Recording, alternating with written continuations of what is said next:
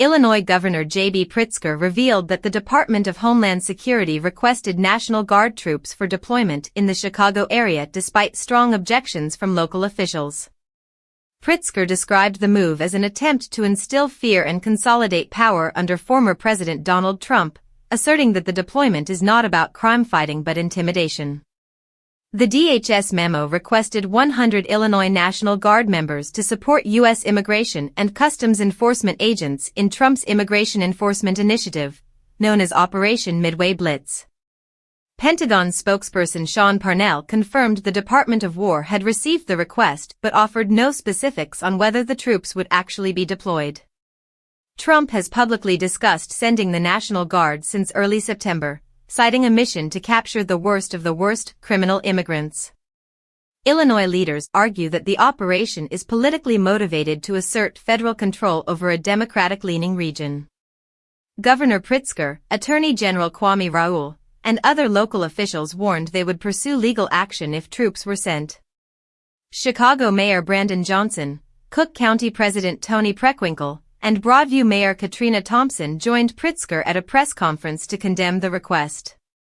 The request coincides with the third week of Midway Blitz, during which DHS officials report over 700 immigrants have been detained.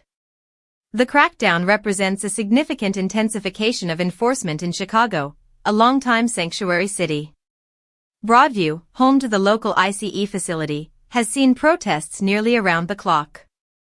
Federal agents have clashed with demonstrators, employing chemical agents including pepper spray and tear gas to disperse crowds blocking enforcement vehicles.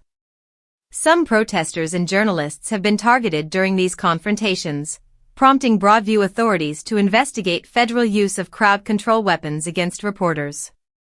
Community leaders argue that the operation disproportionately impacts innocent immigrants, citing individuals detained with no criminal history. Data from the Cato Institute shows that the majority of detainees lack criminal convictions, and supporters highlight cases like Laura Murillo, a South Side tamale vendor, and Silverio Villegas Gonzalez, who was fatally shot by immigration agents. Advocates, including Arundira Rendon, say the enforcement campaign terrorizes local communities and uses social media to showcase detainees.